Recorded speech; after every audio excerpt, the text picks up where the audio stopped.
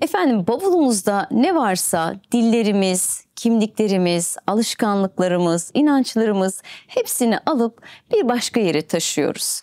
Bazen bir ülkeye, bazen bir şehre, bazen bir ilişkiye, bazen sadece bir duygudan bir başka duyguya göç ediyoruz. Ve göç sadece yer değiştirmek değil, bir benlik mücadelesi aslında. İşte bu yüzden konuyu konuşacağız bugün ve sizden gelen bir soru üzerine asimile olmadan nasıl entegre olabileceğiz? Efendim bugün bu konuyu konuşacağız ve bu soru da sizlerden geldi.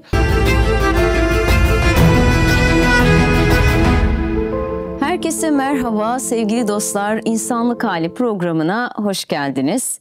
Şimdi aslında sevgili dostlar değil de sevgili yolcular da konuşabilirim. Çünkü bu bölümde biraz yolculuk var gibi.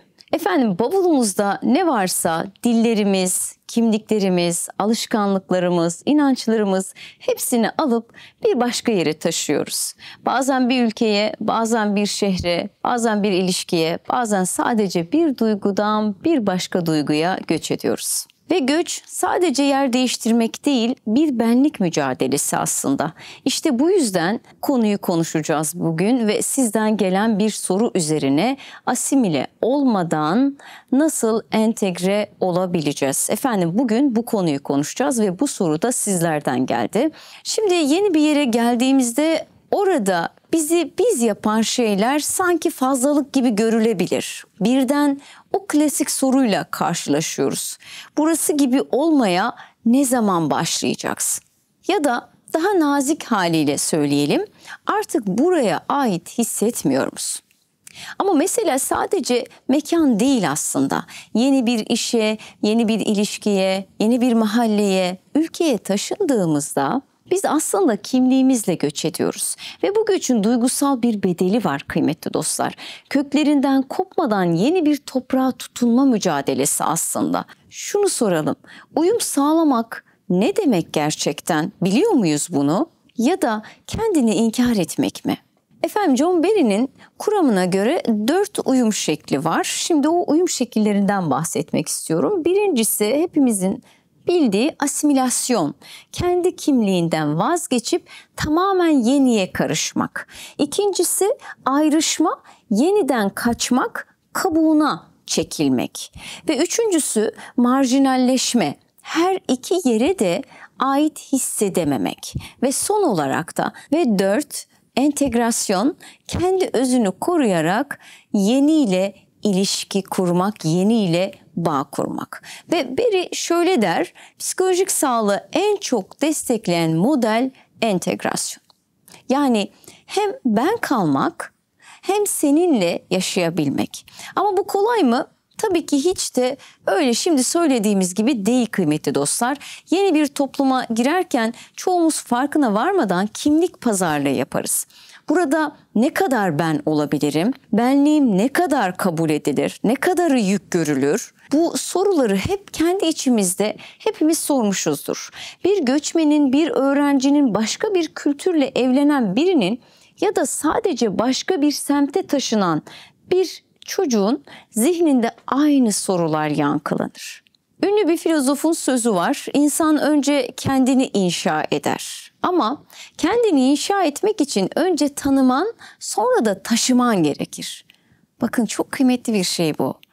Kendini taşımak için önce kendini tanıman, sonra da taşıman gerekir. Eğer kendini taşıyamazsan gittiğin yer seni şekillendirir kıymetli dostlar. Ve bir bakarsın sen dediğin şeyden geriye hiçbir şey kalmamış olur. Yani sen diye bir şey kalmamış olur. Biri şöyle söylemişti. Hocam o kadar uyum sağladım ki artık nereden geldiğimi bile unuttum. Ama ne kadar çabalarsam çabalayayım onlar beni buradan biri olarak saymadı. Bu ifadeyi hiç unutmuyorum. Ve sonra şöyle söyledi. Sanki içimde 2 kişi var. Biri geçmişte yaşıyor, biri ise burada. Ama eksik. İşte tam da bu insanlık hali kıymetli dostlar. Bir yere entegre olmak, o yeri sevmek, uğruna kendinden vazgeçmek değildir. Tam tersine kendini sevmeye devam ederek orayla bağ kurmaktır.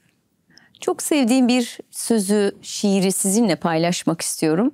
Ben kendimi bir yere benzetemem. Bir yere benzettiğim zaman kendimi kendim olmaktan çıkarım. Yani ben olmam diyor. Ne kadar kıymetli ve anlamlı bir söz. Peki neden hep bir yere benzemeye çalışıyoruz? Neden bu yarışa giriyoruz ya da bu düşünceye kapılıyoruz? Bazen ait olmak benzediğin yerle değil, anlaşıldığın yerle ilgilidir. Anlaşıldığım yere aidim diye bir söz duyarız ya böyle Instagram'da, TikTok'larda.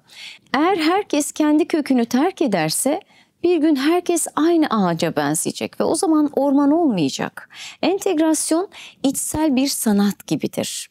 Kendi rengini korurken bir diğer renkle birlikte resim yapabilmektir. Ama kendi rengimle aynı kalarak. Yine psikologların, özellikle bizlerin de, benim de savunduğum bir şey, zihinsel olarak esnek olan bir birey kim olduğunu unutmadan değişebilen bireydir. Yani mesele değişmeden kalmak değil, değişirken orada kaybolmamak.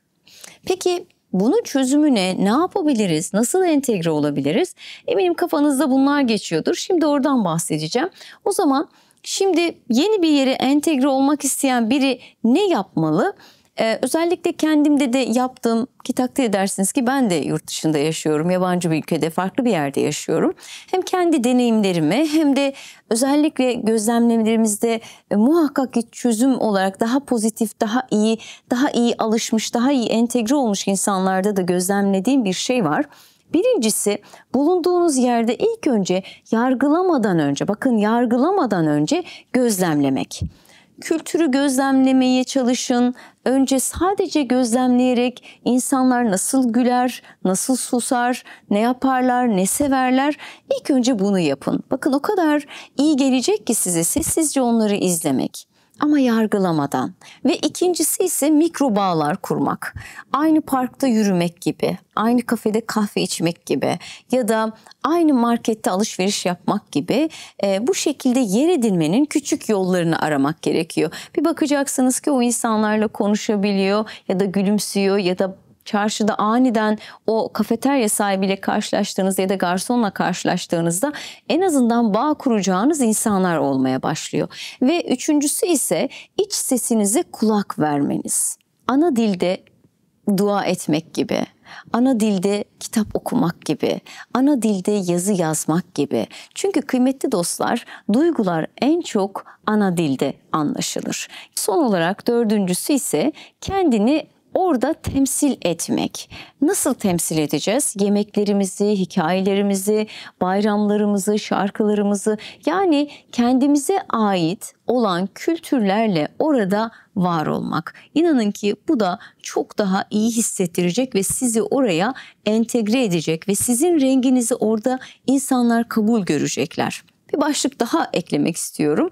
Köklerimizi canlı tutmak. Nasıl canlı tutacağız? Örnek veriyorum, küçüklük resimlerimize bakmak, eski yaşadığımız yerlere bakmak, annemizin yaptığı tarifle yemekler yapmak, özellikle yöremize ait yiyecekler, içecekler, onların tariflerini denemek ve bunları o insanlarla paylaşmak. İnanın ki bunlar küçücük görünse bile sizde aidiyet duygusunu beslemiş olacaktır. Ve önemli bir kısım daha var ki topluluk içerisinde olmak. Eğer ki kendini yalnız ve kötü hissedersen seninle aynı yollardan geçmiş, seninle aynı şeyleri yaşamış, benzer olayları yaşamış kişilerle konuşmak ve muhabbet etmek de yine sizlere çok iyi gelecektir kıymetli dostlar. Çünkü duygular paylaştıkça anlaşılır ve normalleşir. Eğer bugün sen de yeni bir yerdeysen kendine şu soruyu sorabilirsin.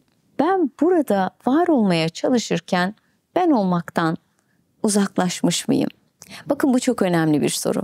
Ve yine unutma, sana söylüyorum, hiçbirimiz sadece geldiğimiz yerden ibaret değiliz. Ama orayı unutursak gittiğimiz yerin parçası da olamayız. Viktor Franklin'in çok güzel bir sözü var. İnsanın anlamı varsa dayanacak gücü de vardır. Yaşadığınız sıkıntı her ne ise, bir anlam varsa o acı çekseniz de sizde bir huzur bırakacaktır efendim. Bu nedenle bu sözü de çok önemli görüyorum Viktor Frankl, ki kendi hayatıyla bizlere çok ışık tutmuş, yıllarca esir kalmış ve akabinde o esarette söylediği bir cümle: bedenim tutsak ama zihnim tutsak değil, üretmeye, konuşmaya, kendimi huzurlu hissetmeye bu şekilde ihtiyacım var ve bunu da zihnimle yapabilirim dedi. Bizler köklerimizde yaşayalım ama dallarımız da aynı zamanda göğe uzansın efendim. Ve unutmadan şunu da eklemek istiyorum: ne kadar uzaklaşırsak uzaklaşalım, yani ne kadar ben artık kendi köklerimde hissetmiyorum desek de, kendini yanında götürdüğün sürece evinden uzak değilsin. İşte biz buna da insanlık hali diyoruz kıymetli dostlar. Asimile olmadan entegre olabiliyoruz ve birçok örnekleri var. Belki kendi içimizde bunu tam yenemesek de, kendi kabuğumuzdan çıkamıyorsak, geldiğimiz yerde hala kabul görmediğimiz hissini eğer ki baş edemiyorsak, muhakkak ki bir uzman, muhakkak ki bir destek de almak gerekiyor. Çünkü kendi daha önceki yaşadığınız yerlerde gösterdiğiniz başarıları, gösterdiğiniz performansları aynen bu şekilde buraya da getiriyorsunuz. Çünkü o kişi sizdiniz zaten ve bugün bunu yapmakta eğer ki çekinceniz ve kendinizi bu anlamda yetersiz hissediyorsanız da ve bununla baş edemiyorsanız, muhakkak ki bir uzmanla görüşün efendim. Ama kendi renginizle başka renklere karışmak, o renklerle yine tanışıp var olmak ama kendi renginizle var olmak da sizi iyi hissettirecektir efendim. Bugünkü sorumuzu da bu şekilde cevaplandırmış olduk efendim. Haftaya başka bir insanlık halinde buluşmak dileğiyle efendim, köklerinizle kalın, merakta kalın.